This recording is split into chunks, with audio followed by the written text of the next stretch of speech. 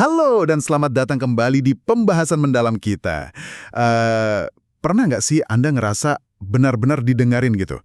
Kayak, wah orang ini ngerti banget apa yang saya rasain. Atau malah sebaliknya ya, kayak ngomong sama tembok, dicuekin, atau disalahpahami terus. Sering banget kejadian. Nah, iya kan? Hari ini kita mau coba bedah satu konsep psikologi nih yang kelihatannya simple, tapi dampaknya tuh kuat banget. Validasi. Kita bakal gali dari materi-materi yang Anda bagiin. Betul, konsep ini sering disebut rahasia psikologi gitu ya, padahal penting banget. Ada cerita yang cukup bikin merinding juga loh di materi itu. Soal mahasiswa psikologi yang hampir salah langkah sama klien yang mau bunuh diri. Sampai akhirnya diingetin dosennya, coba validasi dulu. Wah, iya.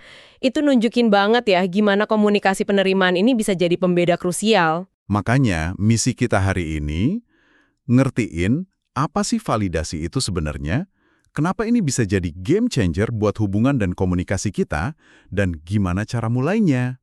Yuk kita kupas bareng-bareng. Oke, siap. Jadi validasi ini kalau dari intisarinya ya, itu cara kita komunikasiin kalau kita tuh nyimak. Bener-bener nyimak, mindful gitu istilahnya. Mindful, artinya hadir penuh ya. Iya, hadir di momen itu, terus berusaha ngerti dan nunjukin empati sama apa yang orang lain alamin. Tujuannya tuh bukan buat bilang, oh kamu bener atau kamu salah. Tapi lebih ke, Lebih ke nerima pengalaman dia itu sebagai sesuatu yang ya sah, valid dari kacamata dia. Ada 3 kuncinya, mindfulness, pemahaman, sama empati. Mindfulness sendiri itu kalau ngutip Kabat-Zinn di sumber itu ya, kesadaran pas kita perhatiin sesuatu sengaja di saat ini dan tanpa ngejudge. Sering salah kaprah soalnya. Betul banget. Materi Anda juga nyorot ini. Pertama, validasi itu bukan muji-muji doang atau sekedar bilang, iya setuju. Fokusnya di penerimaan, bukan penilaian. Malah, orang yang lagi ngerasa down gitu ya, justru butuh banget divalidasi. Bukan dikasih semangat kosong atau dihakimi kan? Persis. Kedua, validasi itu beda sama langsung kasih solusi. Kadang kita pengen cepet-cepet benerin masalah orang ya kan? Ah, iya. Naluri problem solver. Nah, validasi itu ngakuin dulu apa yang dirasain sekarang. Pemecahan masalah itu nanti fokus ke depan. Dua-duanya perlu, tapi seringnya validasi duluan, biar orangnya siap menerima solusi. Oke. Jadi, terima dulu perasaannya, baru mikir solusinya. Dan satu lagi yang krusial banget, validasi itu nggak berarti kita harus setuju sama semuanya loh. Kita bisa ngertiin kenapa orang marah, misalnya. Tapi nggak berarti kita setuju dia mukul tembok gitu ya. Tepat. Kita bisa bilang, aku paham kamu marah banget, tapi tetap bisa nambahin, tapi mukul tembok kayaknya bukan cara terbaik ya. Ini penting banget bedainnya. Prinsipnya itu validasi yang valid. Maksudnya gimana tuh? Validasi yang valid. Artinya, kita fokus validasi emosi, pikiran, atau dorongan perilaku yang emang masuk akal atau bisa dimengerti dalam konteks orang itu. Cari kernel of truth-nya, inti kebenarannya. Contohnya? Kayak contoh klien skizofrenia di materi itu. Pikiran delusinya kalau terapisnya mata-mata, itu kan secara objektif nggak valid. Tapi Rasa takutnya. nah, rasa takutnya sama keinginannya buat hubungi pengacara itu valid dan bisa dimengerti. Karena dia percaya sama delusinya itu. Kita validasi takutnya, bukan delusinya. Oke, paham. Cari inti kebenaran yang bisa dimengerti dari sudut pandang dia, meskipun kita nggak setuju sama kesimpulan akhirnya. Nah, kalau gitu, kenapa sih kita mesti repot-repot ngelakuin ini? Apa untungnya? Wah, untungnya banyak banget. Dan ini bukan sekedar nice to have loh, tapi bisa dibilang esensial. Sumber Anda nyebutin setidaknya 5 manfaat utama. Apa aja tuh? Pertama, yang paling jelas, memperbaiki hubungan. Validasi itu kayak bangun jembatan gitu. Bikin lebih intim, lebih percaya, lebih aman. Kayak cerita Dev sama putrinya Kamiya itu ya, yang hubungannya membaik setelah Dev belajar validasi. Iya, persis. Dev berhenti mencoba memperbaiki atau ngasih nasihat positif yang sebenarnya nggak nyambung sama realitas Kamiya. Dia mulai ngakuin kesulitan mereka, validasi perjuangan Kamiya sama penyakitnya. Cuma didengerin dan diterima aja dulu. Oke, itu yang pertama. Terus? Kedua, validasi itu bisa banget ngeredain konflik. Kalau orang ngerasa didengar dan dipahami, biasanya jadi nggak terlalu defensif atau nyerang balik. Suasana tegang bisa cair. Masuk akal. Ada contohnya nggak? Ada riset menarik soal interogasi polisi loh.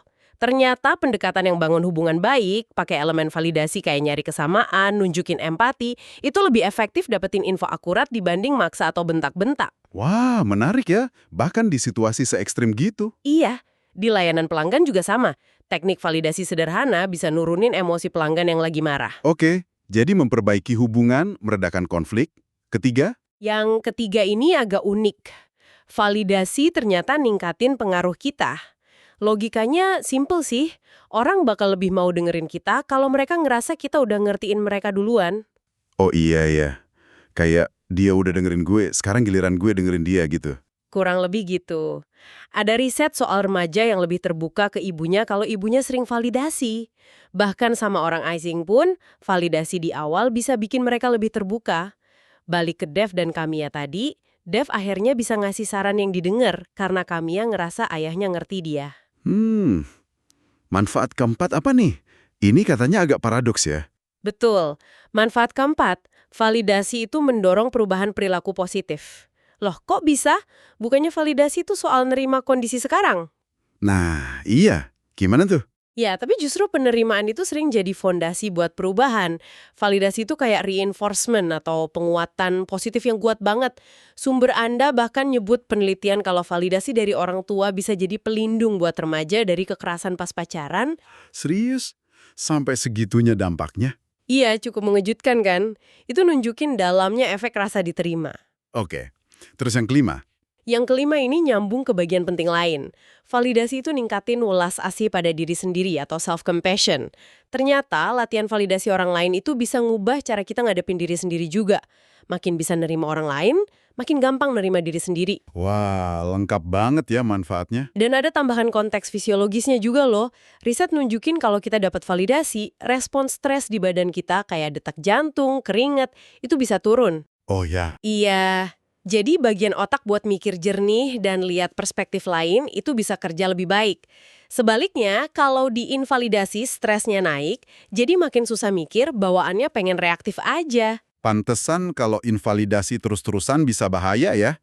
Materi itu juga nyebutin kan hubungan antara invalidasi yang parah, pervasive invalidation, sama masalah kesehatan mental. Banget, kayak depresi, cemas, PTSD, gangguan makan, dan lain-lain.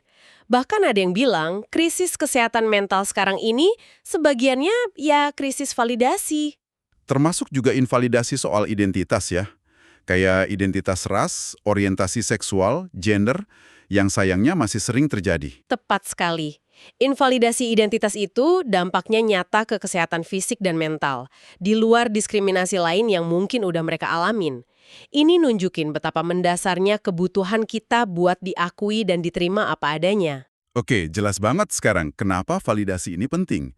Nah, pertanyaannya, gimana caranya kita ngelakuin ini? Katanya ada tangga validasi ya? Iya, validation ladder. Idenya ada tingkatan validasi, dari yang paling dasar sampai yang lebih dalam. Kita mulai dari tingkat 1, mindfulness. Fokusnya di menyimak sama meniru. Menyimak dulu deh. Gimana cara menyimak yang bener-bener mindful? Ini lebih dari sekedar dengerin kata-katanya ya, tapi nunjukin kalau kita hadir utuh, fisik, mental, emosional. Ada the big four katanya. Kontak mata yang pas. Nggak melotot tapi nggak buang muka juga ya? Betul. Terus kedekatan fisik yang nyaman, gestur tubuh terbuka, jangan nyilangin tangan gitu, sama anggukan kepala sesekali. Itu semua ngasih sinyal, gue fokus nih sama lo. Ada teknik mentalnya juga kan? Yang permainan A itu? Nah iya, game. Pas dengerin orang ngomong, coba dalam hati tanya. 1, ada nggak ya cara lain yang lebih pas buat nyampein poin dia? 2, kenapa sih ini penting buat dia? Tujuannya bukan buat nyela, tapi biar otak kita fokus ngertiin dia, bukan malah siapin jawaban. Oke, latihan fokus ke pemahaman ya. Terus keterampilan kedua, di tingkat ini, meniru atau coping. Ini bisa simple banget, misalnya ngulang beberapa kata kunci yang dia ucapin, atau niru bahasa tubuhnya secara halus. Kayak pelayan restoran yang ngulang pesanan, katanya dapat tip lebih gede. Haha, ada-ada aja risetnya. Ada lagi, niru gerakan aktor kulit hitam di video ternyata bisa ngurangin bias rasial implisit. Artinya, copying ini bisa bangun koneksi, ngurangin rasa beda. Contoh percakapan yang penulis sama istrinya soal setrogen itu juga lucu. Istrinya ngulang-ngulang frase kunci sambil ketawa. Itu coping juga ya? Iya, itu contoh bagus. Dia nunjukin kalau dia nggak cuma dengar, tapi ikut masuk ke ceritanya. Kapan sih attending sama copying ini paling pas? Kapan ya enaknya dipakai? Paling pas di awal-awal. Atau pas kita belum terlalu paham perasaannya, atau mungkin pas situasinya nggak enak buat banyak ngomong. Niruin kata-kata juga bisa bantu buat resolusi konflik, kayak teknik Rapoport dari Gottman. Maksa kita pelan-pelan dan beneran proses omongan pasangan. Tapi ingat, jangan niru perilaku yang agresif ya. Oke, jadi nyimak sama niru aja udah bisa jadi validasi ya. Terus kalau kita mau naik level nih, nunjukin pemahaman, itu tingkat 2 ya. Ada menyetarakan sama mengajukan dugaan. Betul, menyetarakan atau equalizing dulu. Ini intinya kita bilang kalau reaksi orang itu normal atau wajar mengingat situasinya. Kayak bilang, wajar kok kamu ngerasa gitu, gitu. Ya wajar. Atau teman yang lagi berduka terus jadi susah fokus kerja. Ya bisa dimengerti. Kapan ini jadi penting banget? Pas orang ngerasa dirinya aneh atau lebay. Padahal sebenarnya reaksinya normal buat situasi yang nggak normal atau sulit banget. Kayak kasus Mary Adler yang dituduh bohong soal pemerkosaan itu. Tragis banget. Atau dokter Lu yang burn out itu, perasaannya wajar, yang nggak wajar ekspektasi kerjanya. Oke, terus yang mengajukan dugaan atau proposing, ini kayak baca pikiran ya? Haha, iya, tapi versi empatiknya. Kita coba nyatain apa yang kita duga dia rasain, pikirin, atau pengen lakuin. Yang mungkin nggak diomongin langsung. Contohnya yang mahasiswa psikologi tadi ya, yang bilang ke kliennya, ini pasti nyebelin banget. Nah, iya. Atau pas dia bilang, kamu coba buka diri dikit. Langsung diserang pertanyaan, ya. Dia nggak cuma denger, tapi nebak pengalaman dalamnya si klien. Atau Elna Baker pas wawancara Michelle Buteau soal adopsi. Sempat ngerasa nggak, kalau dia cinta aku, dia bakal belajar baca. Itu dugaan yang dalam banget. Pakai 2 skill ini ada tipsnya nggak? Biar nggak salah. Buat equalizing, coba pakai golden rule. Bayangin diri kita di posisi dia. Bisa ngomong pakai sudut pandang pertama, aku juga mungkin bakal, atau ketiga, banyak orang bakal. Hati-hati jangan sampai kesannya ngeremehin. Semua orang juga gitu. Oke, kalau proposing, Bisa disampaikan kayak kemungkinan, mungkin kamu ngerasa agak atau lebih yakin, pasti rasanya. Kalau tebakannya pas, wah bisa bikin koneksi kuat banget, efek soulmate gitu. Tapi kalau salah tebak, santai aja, balik lagi ke nyimak, attending. siap. Jadi, udah hadir mindfulness, udah coba ngerti, understanding, sekarang tingkat 3, empati. Ini lebih ke aksi ya. Ada mengambil tindakan sama mengungkapkan diri. Iya, mengambil tindakan atau taking action, ini jelas ya, kita beneran lakuin sesuatu buat bantu atau dukung. Contoh simple, bawain makanan buat temen yang baru lahiran. Atau nawarin tumpangan kayak penulis buku itu ya. Betul. Terus yang kedua, mengungkapkan diri atau disclosing. Ini kita bagiin pengalaman pribadi kita yang relevan buat nunjukin kita paham karena pernah ngalamin hal mirip. Contoh yang neurolog cerita soal pengalaman MS-nya ke penulis itu ya. Itu kayaknya kuat banget efeknya. Banget. Itu bisa bikin orang ngerasa nggak sendirian. Tapi tentu, skill empati ini pisaunya bermata dua ya, perlu hati-hati. Nah iya, risikonya apa aja? Buat taking action, hati-hati jangan sampai malah jadi enabler. Bikin orang jadi nggak mandiri. Coba tanya diri sendiri, dia beneran gitu nggak? Ini bagusnya dia belajar sendiri nggak? Sesuai nggak sama nilai-nilai kita? Kalau bisa, minta izin dulu. Boleh nggak kalau aku bantu? Oke. Kalau disclosing? Risikonya obrolan jadi malah fokus ke kita, atau kita malah ngelanggar batas privasi dia, atau malah kitanya yang jadi sedih ingat pengalaman lama. Jadi pakainya perlu bijak. Tapi menariknya, berbagi pengalaman yang agak memalukan itu kadang bisa ampuh banget buat validasi nilai orang lain asal pas momennya. Luar biasa ya gimana semua tingkatan ini nyambung. Nah, balik lagi ke ide awal soal validasi dan perubahan. Kok kayaknya agak lawan arah ya? Validasi kan nerima, perubahan kan ngubah. Sekilas, iya. Tapi, ini inti dari terapi kayak DBT, Dialectical Behavior Therapy, yang disebut di materi itu. DBT percaya kalau penerimaan lewat validasi sama perubahan itu jalan bareng. Justru pas orang ngerasa diterima apa adanya, dia jadi lebih aman dan termotivasi buat berubah. Oh, jadi penerimaan itu malah membuka jalan buat perubahan? Bisa dibilang gitu. Plus, validasi itu kan penguat atau reinforcement yang kuat. Merasa dipahami itu ngaktifin pusat hadiah di otak kita. Jadi, ngasih validasi secara sadar bisa ngebentuk perilaku positif. Kayak contoh ayah Keith yang validasi keberanian putrinya pas mereka lagi konflik. Dan ini nyambung ke yang terakhir dan mungkin paling penting buat diri kita sendiri.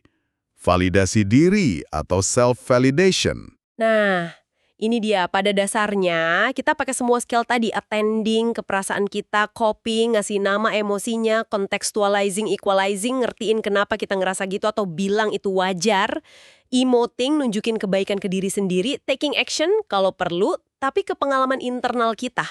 Kenapa ini penting banget?